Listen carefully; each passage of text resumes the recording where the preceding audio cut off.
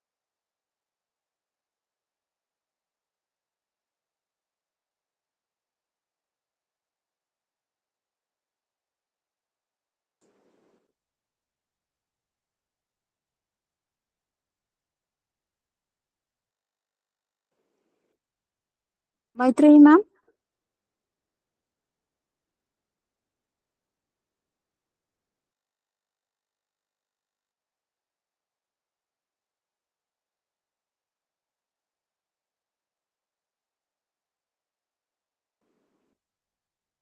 Maitreyi, ma'am.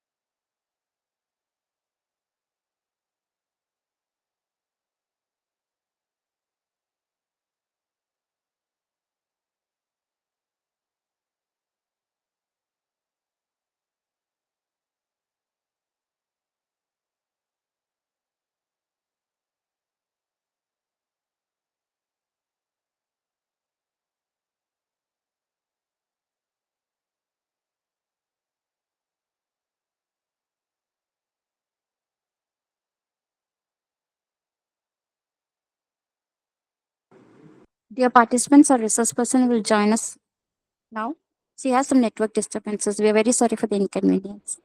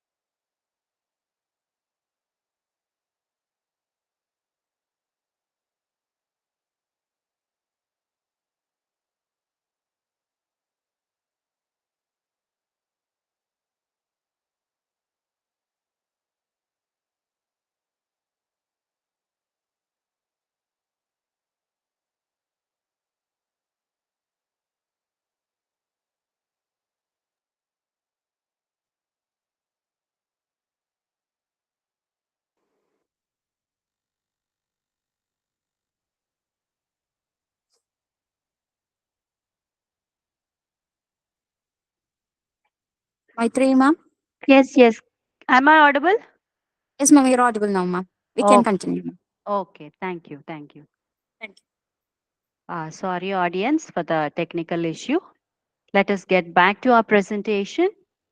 Stress and time management are closely related, as I have told, and managing time properly leads to reducing the stress. Okay, next slide, please. Next, please. Stressors for teachers. Now, what are stressors? Stressors are the factors or the causes that cause stress to people. Stressors are not same for everybody. For some people, somebody's behavior might be stressful. For some people, financial situations may be stressful. For some people, not able to perform may cause lot of stress.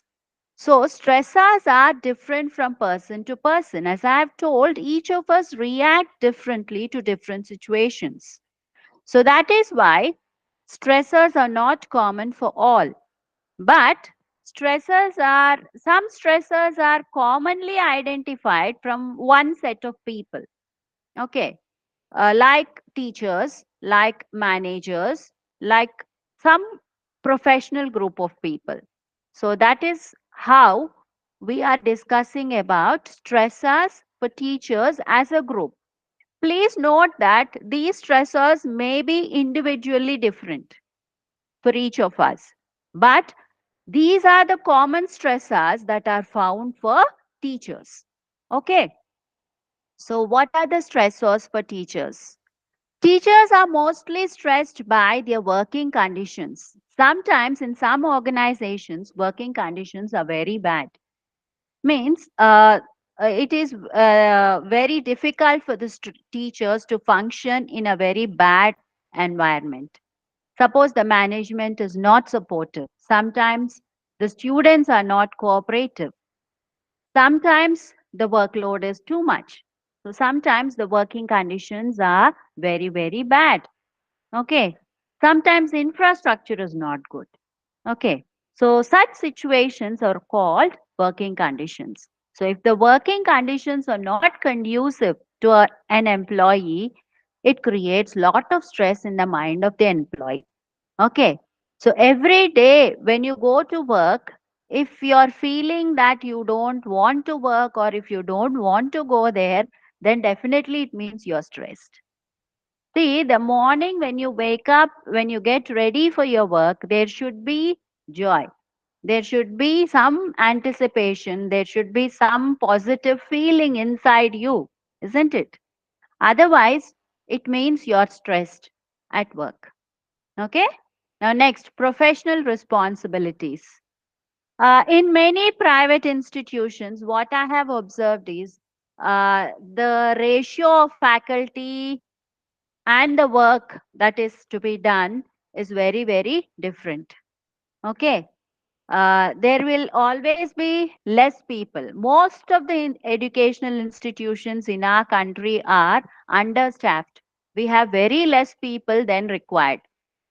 Okay. So sometimes we have to do, one person has to do the work of two people or sometimes even three people. Then it becomes too much because one person can't take the work of so many people, isn't it? So that is why too many professional responsibilities also creates stress in people. Next is work and salary.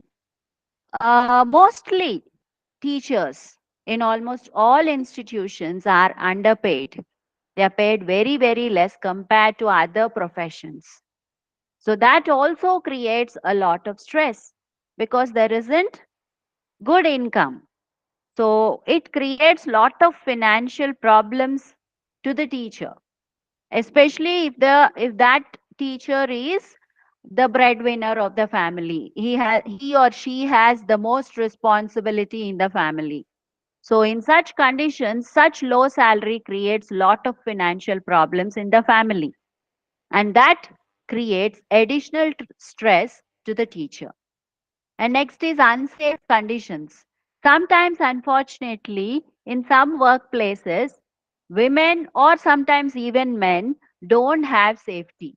They are harassed by their higher ups, or sometimes it is mental harassment, sometimes it is unfortunately sexual harassment.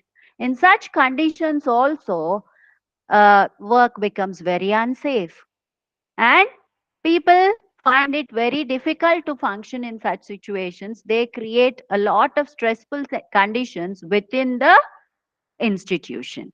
So it is the responsibility of the management of the institution to see to it that they provide safe environment to their teachers, whether male or female. Next is large classes.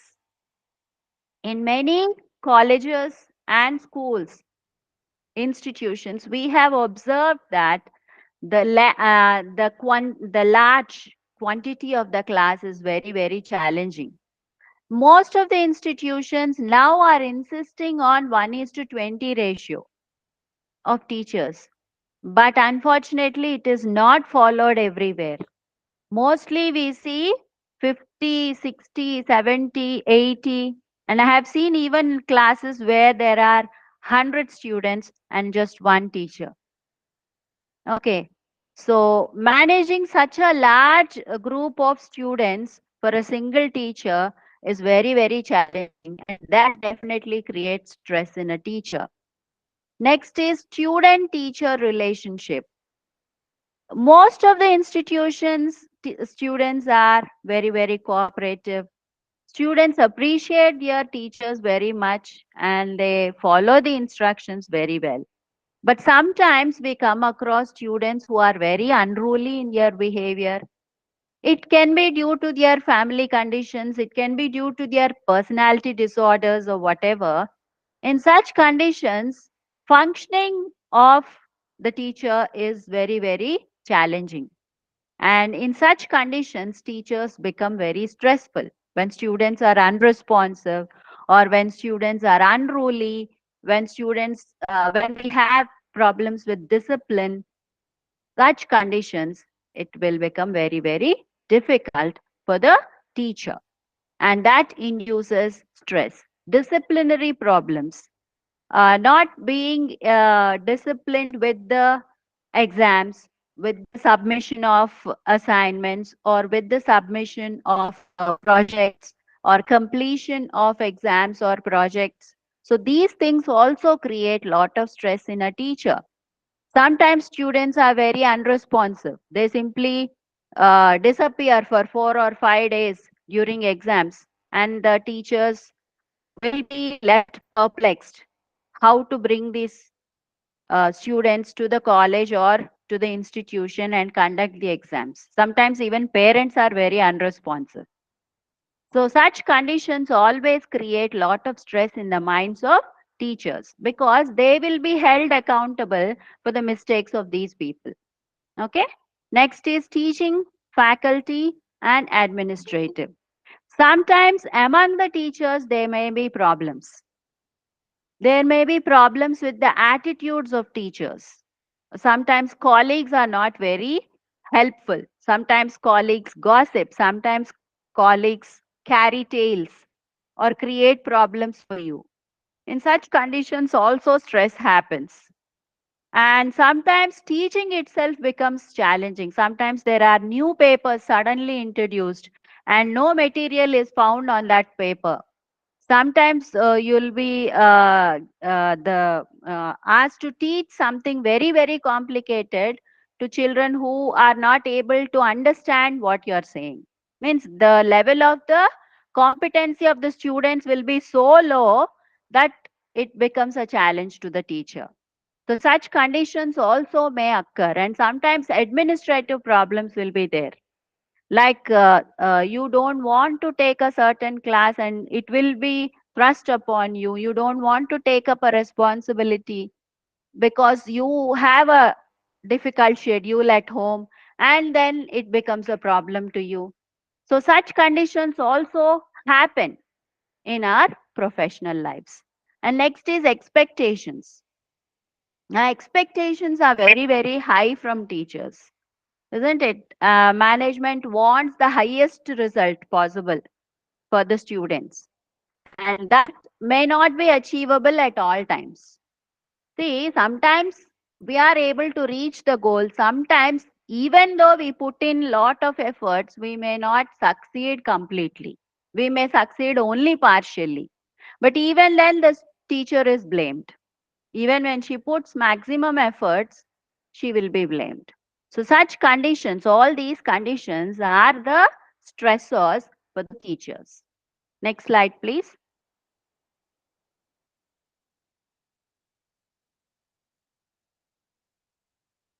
Next slide, please. Anisha, Ma'am, ma'am? is it visible, ma'am? I have changed, ma'am. Is it visible? No, I'm still seeing the old slide.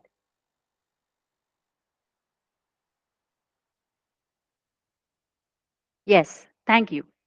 Stressors for the teachers, other stressors, let us discuss lack of autonomy. Now, in Indian system of education, teachers don't have much of autonomy. We are not allowed to make our own syllabus. We are not allowed to customize our syllabus according to our students. Now, this is found in many countries where the teachers are given a lot of opportunity to create and customize their syllabus. Unfortunately, that is not found in India. So we function without autonomy. Sometimes, as I told, the syllabus that we get and the students that we get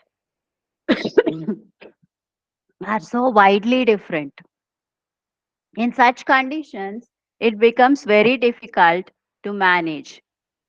And next, no inputs in decision making.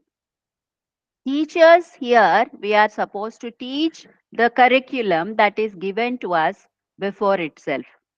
And we are supposed to conduct the exams or and also grading of papers. Everything should be done according to the preset rules. There are no inputs taken from the teachers in designing syllabus. It is done by a team of experts, and sometimes, sadly, those team of experts haven't taught the level for which they are designing. Yeah, that is pretty unfortunate. And the teachers who actually deal with the students, who actually grapple with the problems on day-to-day basis, are never consulted in preparing the syllabus.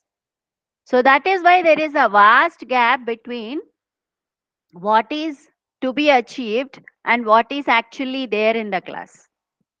So it becomes very challenging and stressful to both students as well as teachers. Okay. Next, new technology. Now, nowadays, the pattern of teaching, the pattern of holding exams, everything is dependent on technology a lot. Ever since COVID, the dependence on technology has become even more pronounced. So that is why it is imperative for the teachers to learn technology. But unfortunately, in many institutions, training facilities are very, very less. So we don't find teachers that are trained in these new technologies. So that is why it becomes sorry, that is why it becomes very difficult to function with new technologies, and that will create stress in people. Next is large workload. As I have told previously, sometimes we have to do the work of two people. So then definitely the load will be very, very large for the teachers. So for a single person to handle so many classes, it becomes very stressful. And next is unappreciated. In many institutions, we see that even though the teacher performs very well, even though the teacher brings in good results, very less appreciation is shown to the teacher. No word of appreciation will be there. No kind of monetary benefit will be there, or at least some kind of bonus also will not be there. So that discourages a teacher very badly. So that also makes it very difficult for the teachers to cope. Next is standard tests. Now, if we observe, 90% of our papers are memory based papers. We test the memory of the student. We test knowledge very, very less. Mostly it is memory based. We expect the students to by heart at least 1,000 pages and write an exam in 3 hours, which I think is very unfair because all students don't have the same memory level. We should be testing knowledge, not the memory of the student. Some students, they may not remember well, but they can understand very well. So in such conditions, such exams don't really test the mettle of the students. And sometimes even the most intelligent students may end up getting less marks because he is not very good at memorizing things, which is very unfortunate. So standardized tests also can bring sometimes or may bring sometimes bad results. And that reflects badly on both teacher as well as the student. Whereas the fault is with the method of the exam, not with the student or the teacher. You understand? So that is why it becomes very difficult and stressful for the teacher. Next is class resources. We all have to use technology, right? But all institutions don't provide technology easily. Technology is limited, infrastructure is limited, resources are limited. So it becomes very difficult for the management to provide, and it becomes very difficult for the teacher to afford it by herself or himself. So, because of the lack of resources, we won't be able to do a few exercises or programs. For example, I give my own example. We have audio exercises in English, and I'm an English teacher, by the way. So, if we have to do audio exercises, definitely we need to have an overhead speaker system, which is found only in one or two places in the floor. So, to get a time slot for the students to go there and listen is sometimes difficult. Most of the time, we are able to manage it, but sometimes we can't. And why? Because each class is not equipped with such facility. The management says, how can we provide for each room? And they are also right. They can't provide for each and every room. So such things becomes difficult. See, you have to do these exercises, but still resources are so scarce. Somehow we have to make it, but it is quite challenging. Okay, next is insufficient training. Sometimes teachers need training, especially those who have joined right after completing their education. Some people join teaching field without any training or preparation. For such people, job becomes very stressful because you need to be trained. When you receive training, you're more confident. You know a few techniques how to manage class and all. Of course, there is natural talent. I agree with that. But still, we all need to hone our skills. All need to polish our skills. So that is why training is very important for young teachers and sometimes even for well experienced teachers also. We need training. Why? To become better, to learn how to use certain tools more efficiently. So, constant training of the faculty should be taken up by all institutions, and constant development, self development should be taken up by the teachers themselves also to be able to escape stress. Because when you don't have capacity, your stress will increase. So, if you want to reduce your stress, develop yourself. self development is also important for reducing stress. Okay. Next slide. Next slide, please. Yeah. Now this is for time management. Next, please. Yeah. Time mismanagement. Now, what are the common things that we do that will lead to the mismanagement of time? Bad management of time can create lot of stress. So we have to be careful with all these things not to get stressed. Okay. The first one is challenges in classroom management. As I told you, uh, sometimes discipline problems may arise in a class. There are also a different kind of problems, and that is finishing the syllabus. That's a nightmare for from some teachers. Because for some teachers, completion of syllabus becomes very difficult because of lack of time management. At the beginning of the semester itself, you have to plan how you're going to deal with your subject. You have to prepare a very detailed plan, which lesson you're taking when. And by mistake or by some unforeseen situation, if you have to take leave, how are you going to compensate and finish it within the time? That also you have to plan. Plan A, plan B, both you have to keep ready. And after making a very good plan, you have to stick with the plan. Each of us will be given 50 minutes or 45 minutes of class, out of which 5 minutes will go for attendance and keeping discipline in the class. The rest of 40 minutes or 45 minutes you have to devote completely to the class. So how are you going to plan this 45 minutes? That you have to plan. This much I have to devote for teaching, this much I have to devote for making them right, this much I have to devote to make them read. In English all these components will be there: reading, writing, composition. So for each and everything we have to allot time, and we have to follow the time very faithfully. Only then we'll be able to finish the portions on time. Otherwise, it becomes very difficult. Okay. And please include 5 minutes for interaction with the students, cracking some jokes with the students. That also should be included in the lesson plan. Everything should be accommodated.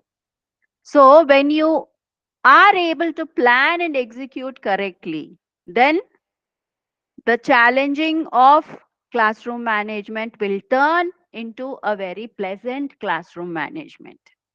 Okay. Next is not reaching term goals. As I told, completion of syllabus, completion of exams, and completion of grading. Corrections are a big nightmare for some people because there are so many papers that are to be done within a short time frame. So we have to plan for that also. And next is lack of student engagement. Sometimes the students are not interested. Sometimes they have so many distractions nowadays, isn't it? They have social media, they have sports, they have their friends, they have so many interesting and colorful things around them. So it is on us, the teachers, to keep grab the attention and to keep it on the lesson. So we have to find new ways, keep finding new ways to engage the students thoroughly throughout the class. And next is decline in student performance.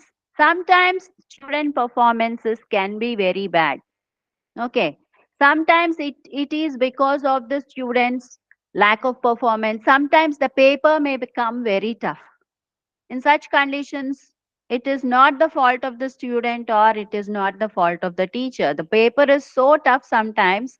Sometimes the questions are out of syllabus. Then what can the students do and what can the teacher do? Okay. Such conditions also happen. Okay. So we have to manage our time in such a way, and we have to guide the students in such a way that they know how to manage the exam time. See, the student will get only 3 hours to perform in the exam. So we have to teach them how to utilize those 3 hours in finishing maximum number of answers.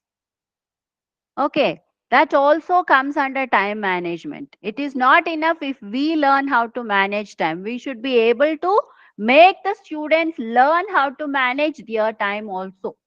That is also the teacher's responsibility. So that is why you have to conduct a small tests. Give them guided exercise. Timed exercises are very, very helpful. I have observed this many times.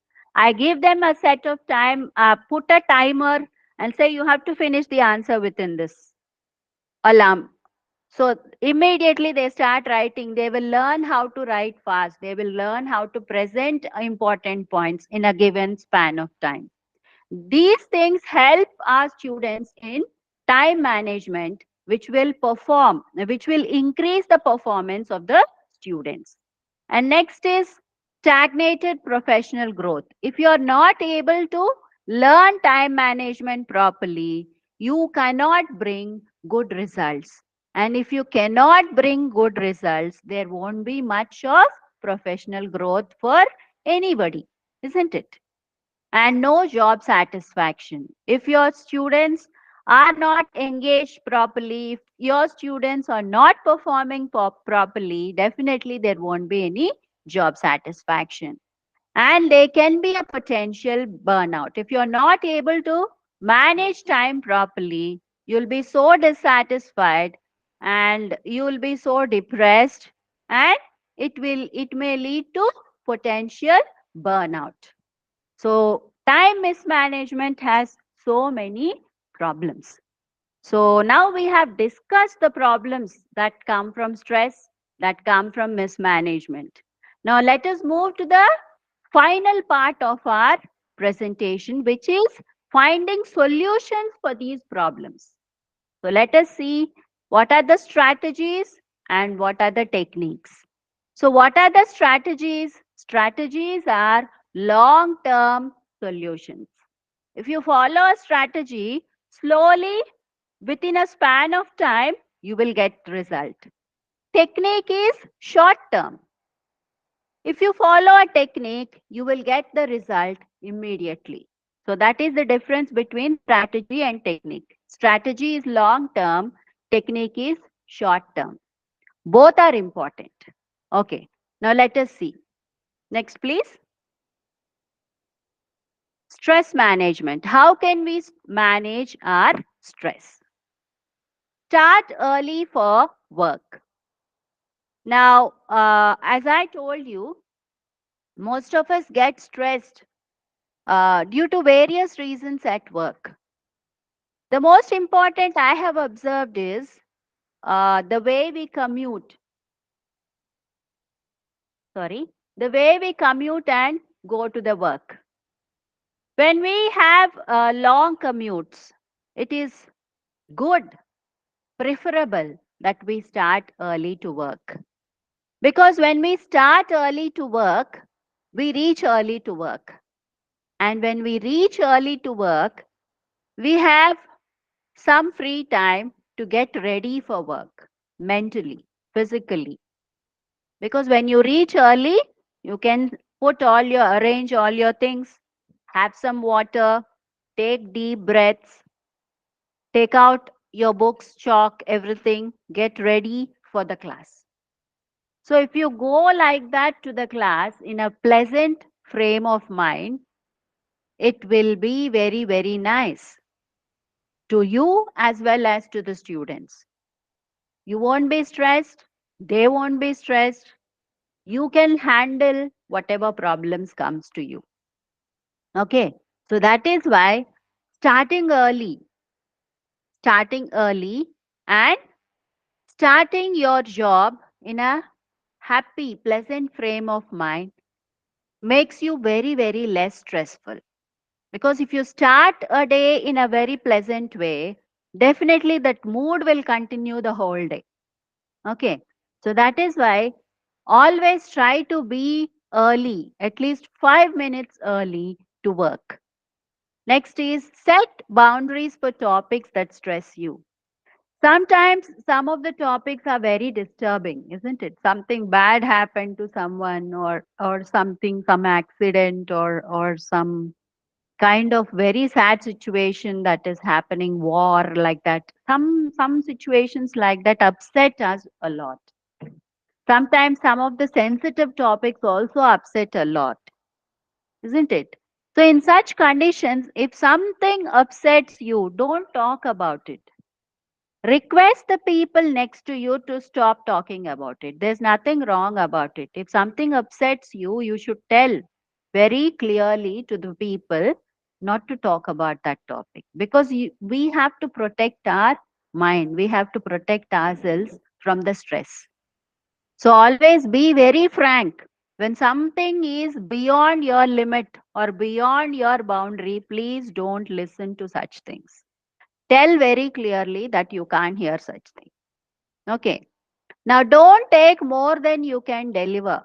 Now, when you're accepting extracurricular activities, when you're accepting other administrative tasks or whatever, accept in such a way that you will find time in your schedule to do it. Don't accept more than what you can actually do. Don't accept something which is beyond your capacity. If it is beyond your capacity, speak out. Because if you remain silent, you will be held responsible for it and you will fail at it and it will create a lot of stress to you. Okay. So it's better you clarify it beginning itself, ask for help or ask for extra support. Okay. Next, eat healthy meals regularly. Yeah, this I have observed in many ladies. They will skip breakfast and come to class. So what happens during the class? Some of them may fall sick, or sometimes it creates lot of other health issues later on. Beginning, you don't feel much, but if you keep doing it for 1 or 2 months, then definitely there will be a health issue coming up in your life. So that is why you have to eat very healthy meals and you have to eat regularly on time. Once or twice, okay. You are not able to take meal on time, it's okay for once or twice, but not regularly. Regularly, as much as possible, have meals on time. And junk food, okay, fine. It is nice to have a cheat meal once in a while, but regularly, please eat healthily. See that you're having your intake of vitamins, minerals, everything is balanced. That is very important. A good diet will make a healthy and confident person. Because if you're not healthy, you can't be confident. And if you're not confident, you'll be very stressful. So that is why eating healthy meals is very important. No extended periods of work. Don't stretch yourself so much that you do all night work. Some people have this bad habit of doing all night work. Like that, they will do for 1 or 2 days a week. It becomes very difficult later on. It will create lot of sleep issues. It will create lot of digestion problems and other things. So don't do that. Instead of that, you can do 1 hour extra every day till you finish the work. That helps. Or else you do 1 hour extra work in the morning, or you do 1 hour extra work in the evening. Like that, somehow you try to schedule it in such a way that it doesn't impact you much. Next is plan work meetings and stick to agenda. See, most of the work meetings that we have, we waste lot of time discussing, rediscussing, and re-rediscussing the same thing. Okay. So instead of everybody doing something like a cacophony, it is better that we have brief, short meeting with proper agenda and let us discuss only those few points. Okay. Next is secure your financial conditions. I know it is difficult and I know it depends on many other factors, but as much as possible, try to keep yourself financially stable as much as possible. Sometimes it is not in our hands. I agree with that. But as much as possible, please put yourself in a secured financial position, because insecure financial position is a biggest stress that a person can have. So just for your stress, to keep your stress levels under control, manage your finances wisely. If you're not able to, take help of somebody who is financially expert. Okay. Next, no second hand stress. Second hand stress means listening to some others people's stress and getting stressed because of that. See, some people, they listen to the problems of other people and they worry about those problems. That is second hand stress. So we don't need second hand stress. Already we have a lot of stress in our lives. So please don't take any second hand stress. Help people as much as possible, and but also understand that there are some things for which there is no help. You can't help all the people all the time.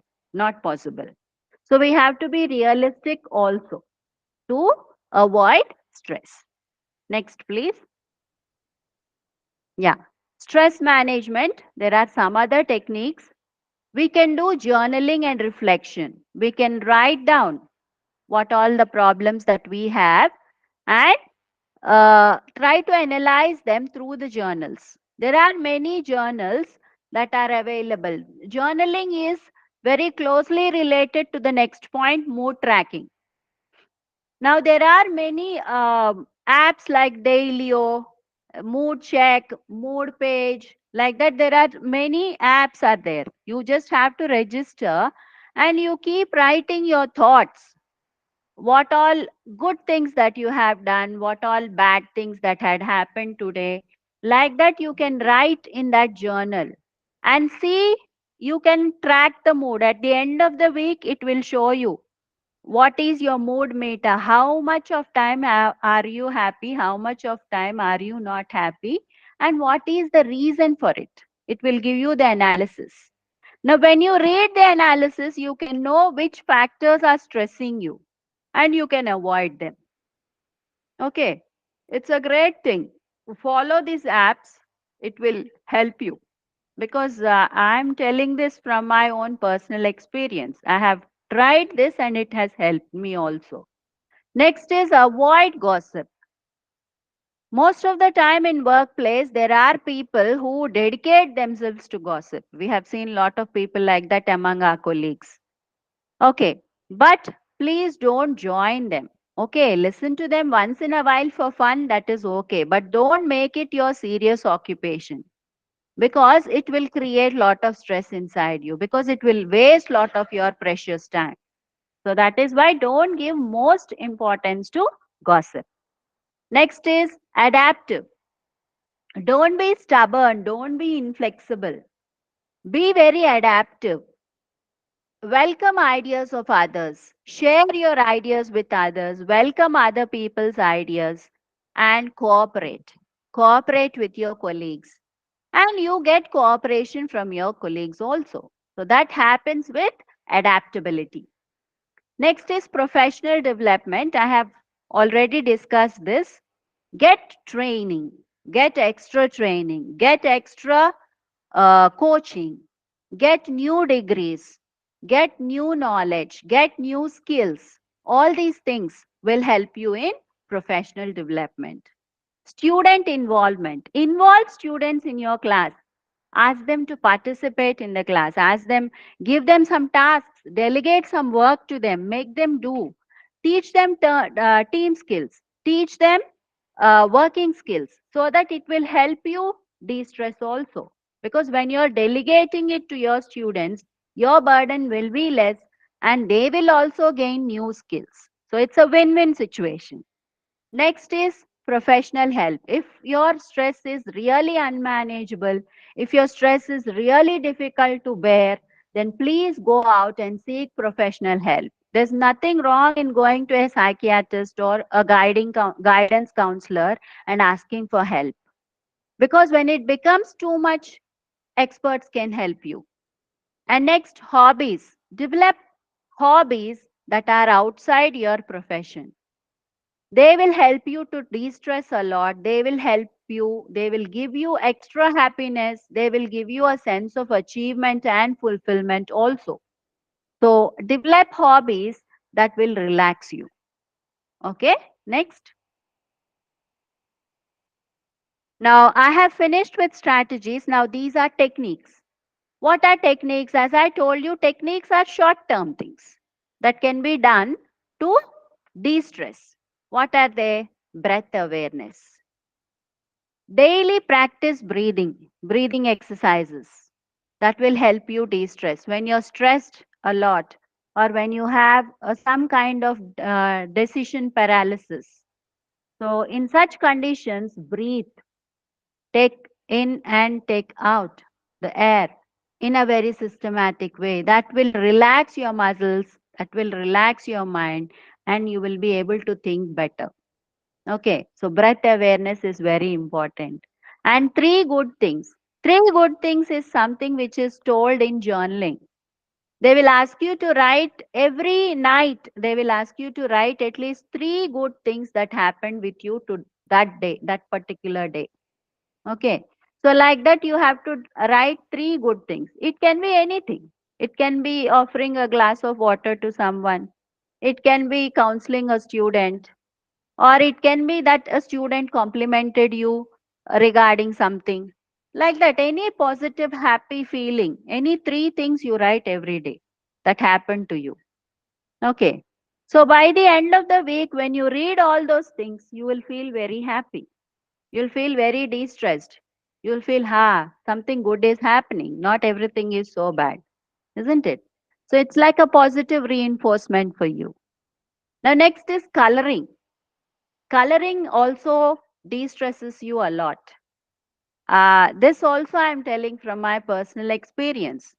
Buy a box of crayons or a box of sketch pens. Buy a coloring book and keep coloring at least once a week or once in 2 or 3 days, whenever you have a little bit of time.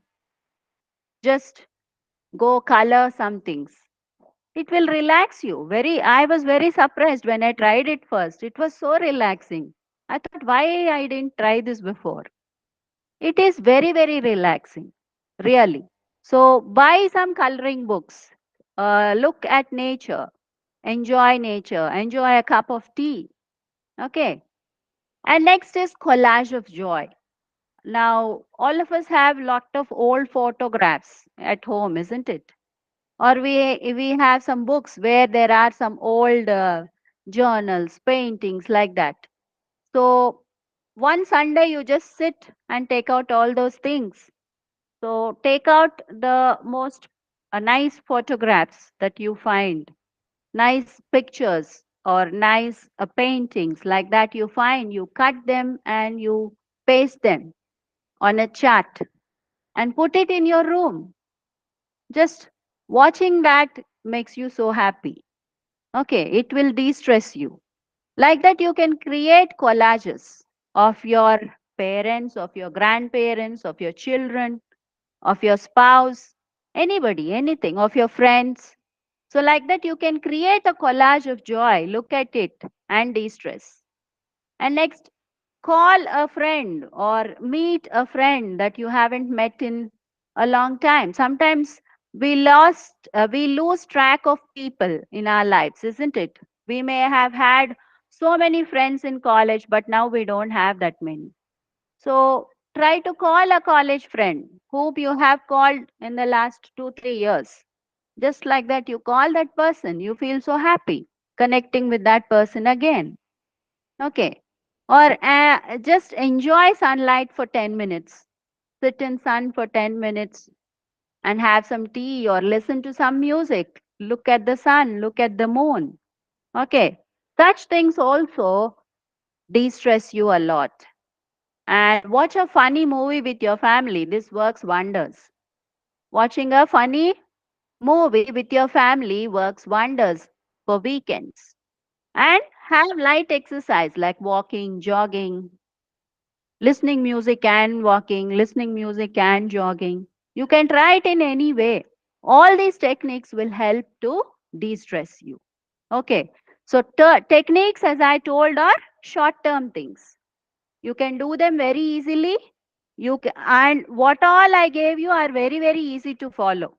And they don't need any kind of investment of money. They are all free of cost. Okay. So please follow any of these techniques. You'll be rid of your stress in no time. Okay. Next, please. Time management. How can we manage our time? Till now we have discussed how we can manage our stress. Now let us discuss how we can manage our time. We can manage our time by setting goals. Okay. Every and beginning of every semester, you set a goal that you are doing this. And depending on that goal, you have chalk out a plan. Okay. Now, when you set the goal, please set the goal in such a way that it won't be too much for your capacity. Never set a goal too high and never set a goal that is too low also. Always we should set a goal that is one step higher than what we can do. That much is enough. Because a goal should also be challenging. Okay. So set a goal that is specific, that is measurable, achievable, realistic, and time bound. Means a goal should be very clear. It should be finished within the time frame. It should be realistic also. Don't put a goal that all 100% of my students should pass. It is very difficult, isn't it, to get all the students pass. So put any goal that is manageable. Next, time audit. Map, have, create, estimate. So see the batch of students that you have and conduct a first exam, which is called the opening exam. Now, when you put an opening exam, you will know the level of your students, what level they have. Depending on that level, you can create your exercises. Okay. And then you will be able to improve them. So you should see very clearly what are the areas the students are lacking awareness. Is it the grammar part? Is it the composition? Is it the audible exercises? Or is it the visual exercises? So depending on that, you have to train the students. So when you do this time audit, it is very easy for you to approach your students and help them in a real way. Next, prioritize. Now, when you get a task, you see, is it very important? I have to finish this today, or can I do it towards the night, or can I do it tomorrow? Or is it so important that I have to do it, or somebody else can also finish it? So, like that, you see which is urgent, which is important, which is not so important. So, depending on that, you finish the tasks which you have to do absolutely first. Then you go to tasks which you can do a little later. Then you delegate the tasks which somebody else can also do to others. So, like that, if you are able to prioritize, you will be able to manage your time well. You will be able to reach all goals first. Otherwise, what will happen? You will do the less important things first, and the more important things will be remaining, and then it will stress you. Okay. So, time management is actually learning how to prioritize things, which is important right now, which is important later on. That difference we have to understand. And set a time limit. Set a time limit not just for your lessons, even for your grading. Suppose you have to grade 100 papers. So what will you do? Set a timer. See that each paper should be finished within 5 minutes or 7 minutes, depending on the uh, duration of the paper. Like that, you keep a time and you see to it that chunks, divide the work into chunks. Do 25 papers now. Do 25 papers at that time. Do 25 papers at this time. So by the end of that time period, all 75 papers will be done. Okay. So like that, you set a time limit. Reward yourself. Now, when you have finished your 25 times, 25 sheets, you can reward yourself with a cup of tea or you can reward yourself with a chocolate. So, like that, it will be self motivation for you to finish the task on time. And rest before intense work. Suppose you have annual day function, or suppose you have sports day function, or suppose you have to conduct a seminar. So, before that, 1 or 2 days, take good rest so that you can work well on that day. Okay. Usually, we'll be very busy before the program, I know, but still, once you finish your work and come from home, don't have any extra work when you have more work in college or school. Okay. So that time you take good rest so that you'll be fresh and energetic to do more work next day. Okay. Next, please. Techniques.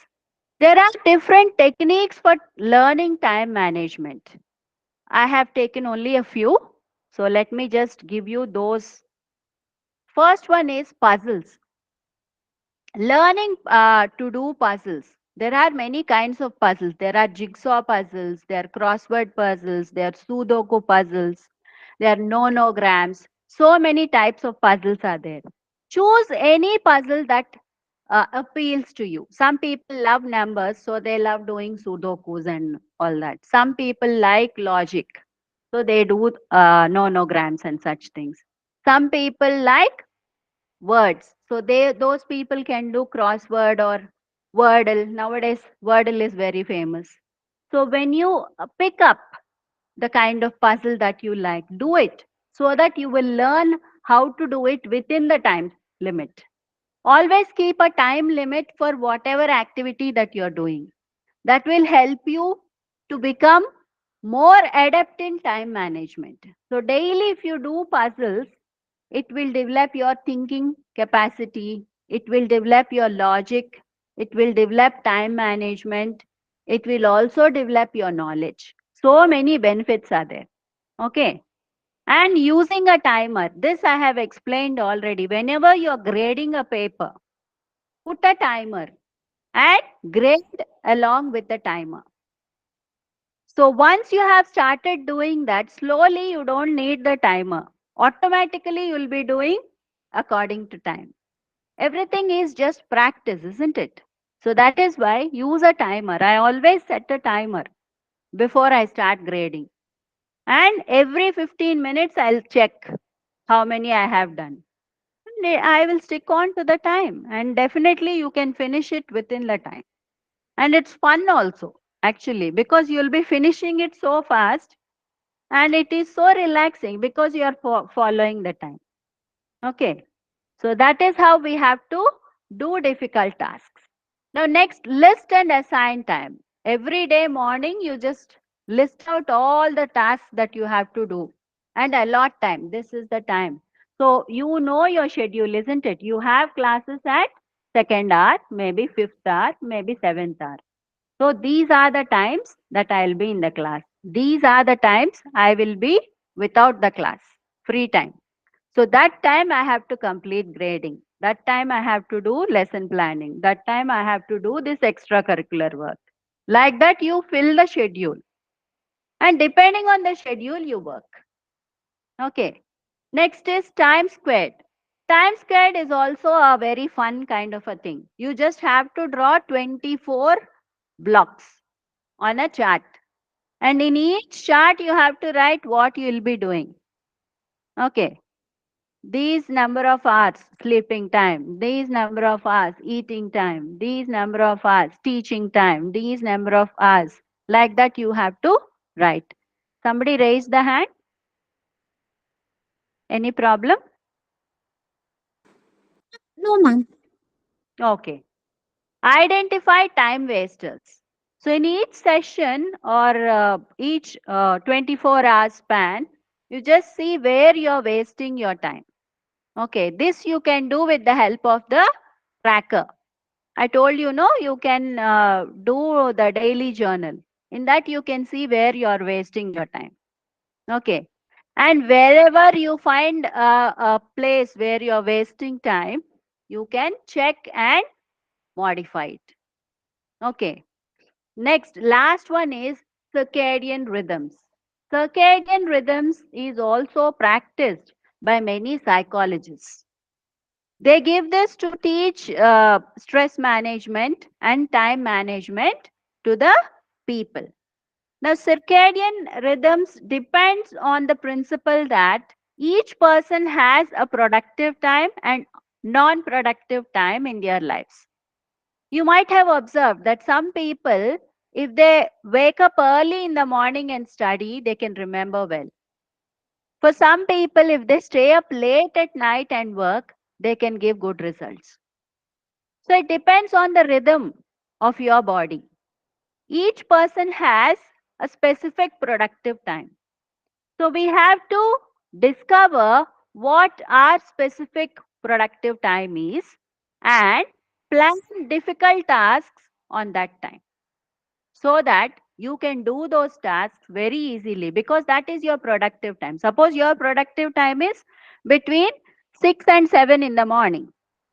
Okay, that is the time you are most productive. So do all your work, most important and most difficult work at that time. If you are learning a new subject, learn it at that time. Then it will be easy for you to understand. Suppose you are doing something so important in your unproductive time, it will take more time, more energy, and the result may not be nice. You will feel frustrated. Okay. So understanding the rhythm of your body, the rhythm of your mind is also very important to know what is the good time to study, the good time to work. So this is the circadian rhythm. Okay. Now these are the simple useful techniques you can follow for time management. Okay. The two-step time management rule is plan your day to achieve your goals and keep to the plan. As I told you, planning, good planning is 50% of time management. And following the plan is the next 50% of the time management. So if you can follow these two steps, you will become the master of time management. Okay?